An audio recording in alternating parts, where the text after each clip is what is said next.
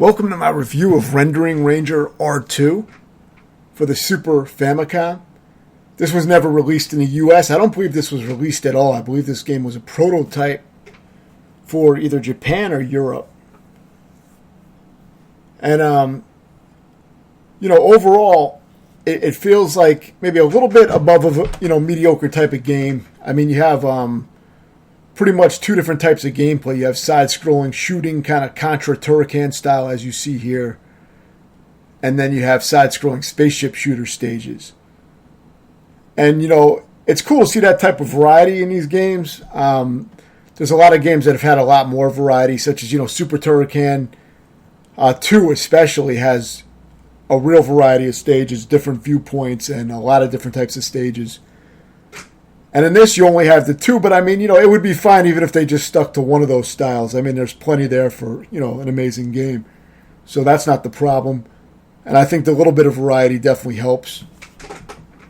The main draw to this game for me was, the presentation I thought was probably some of the best on the system as far as the visuals and sound is extremely impressive for the system. So I think it really pushes the Super Nintendo, Super Famicom hardware to the limits as far as that shit goes. So that's definitely very impressive. But a lot of the gameplay I found to be kind of tedious, repetitive, and simple at times too. But in other areas, it's like it feels like a chaotic mess where it doesn't feel like there's a real good method. I mean, of course you can learn it, but it just doesn't feel like a logical, kind of a logical kind of game to me. I mean, a lot of the bosses, some of them can be kind of difficult, but then there's other ones where you just stand in one place and fire at a certain angle, and you can pretty much take out the entire boss. So there's a variety, not everything is really well done. But as you can see, the presentation is top-notch for the hardware. But since it was a prototype, I think there would have been a lot of room to really polish it and make it a better game. But, as it stands, I think it's kind of just a decent game. But you can see the visuals are great. The presentation is great. For the shooter stages, your hitbox is a little big. You got kind of a big ship. And a lot of times things get real messy, especially if you lose any of your power-ups. You'll still be alive, but you may burn through the lives pretty fast because your firing will be so weak. You won't really be able to do much, so you're kind of fucked. So you really need to keep your power-ups. Now, on easy, I beat the game on easy mode in about an hour and 50 minutes. Easy is easy because you get so many lives. I think you get 9 lives or 7 lives on easy. It's plenty to just kind of bullshit your way through the game, and it's really not difficult. But on normal, I believe your lives may be down to, I don't remember what it was, maybe it was 3 lives or something like that. I think that's the only difference I noticed on the difficulties was that the lives were changed. Less lives than normal. For this boss, as you can see, you pretty much just position yourself down in this little corner right here and just fire up. And, it can't hit you pretty much. So there's a lot of little exploits like that. And normal was a lot more challenging. And because the game, to me, feels kind of bullshitty, I knocked it down to easy. Because, it wasn't the kind of game I really wanted to learn. It just felt kind of like a cheap challenge because of the way things were positioned. And, like I said, if you lose your power-ups on some of the levels, you're pretty much fucked. Now, you can select between, I believe it's 3 different weapons. And you can switch weapons on the fly, which is cool. And there's definitely reasons to switch to different weapons, though it's not really fleshed out extremely well where you really need to switch weapons. But it definitely helps to switch weapons for specific scenarios, so there is definitely some of that. This was the coolest boss. I thought this was the coolest boss fight. This huge face with guns on it. Pretty cool. You have to take out the teeth and various other body parts. But the game definitely has kind of a problem with not having any real visual cues as far as weak points on bosses. You will see certain parts of the bosses flash when you're hitting the right spot that damages them. But with this boss, it's kind of odd because certain pieces of the boss don't flash until certain times. Like you have to destroy something in a certain order before other parts of the boss will flash. It's a little bit oddly done.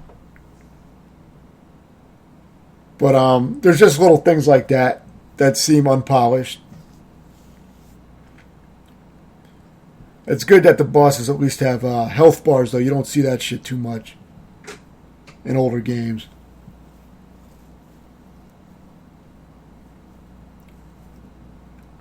But yeah, the game overall, as a game, it feels kind of unpolished, a little bit messy. But I think it had a lot of potential. I think with some polish, it could have been up there with the, like Super Turrican 2. But I didn't find it to be anywhere close to that level. I thought it was quite a bit off. Like it really needed some extra polish and balancing. The difficulty feels kind of random. As far as, the difficulty spikes and things like that. The game doesn't feel balanced. And then stages like this can get quite difficult because now, so you can switch the direction you're firing in as well as switch your weapons, which is a cool feature. There's a lot of cool shit in this game that, a lot of good ideas. But it's just not real well executed. But you can see, as you get into the stage, it'll get dense, so they'll throw a lot of shit at you, where they fill the screen with basically projectiles and enemies. Which is not always a bad thing, but sometimes it feels kind of sloppy. And if you lose your power-ups, you see what happens. You're pretty much, there's really no way around that, as you can see. It's just a wall of enemies, and you're not going to damage them enough with your base weapons, so you're just going to die. So, to me, that's kind of shitty game design. I don't really like that type of game design. But like I said, I do really like the presentation. I like a lot of the ideas in the game. I think it had a lot of potential. It makes sense that it was a prototype. I'm not sure why it was never released. It could have been a really cool game, I think, because of the presentation, and there's a lot of cool shit in the game. But I think it could have used, some months of like polishing it, balancing it, things like that. Even making bosses a little bit more, like some of them have pretty good patterns that are kind of tricky to dodge and they can be challenging. But other bosses are super fucking easy. Like the helicopter I showed in the beginning of this review. Just stay pretty much in the middle and shoot up at it is all you really need to do. It's real simple. And I don't mind that. It doesn't really bother me, but if I'm rating it as a good game, those are definitely things that I think take away from the depth of the gameplay. It makes it a simple game in some ways. But like I said, in other ways, the game is pretty damn complicated because it gets real dense. It gets real messy feeling if you don't know exactly what to do. I'm sure there's a way to approach it. But it just doesn't feel logical to me, and it just feels kind of a little bit of a fucking mess. So I like the ideas, but overall I would give it a 6.5 out of 10. I think it's a decent game with a lot of room for improvement. Let me know if you have any questions, and thanks for watching.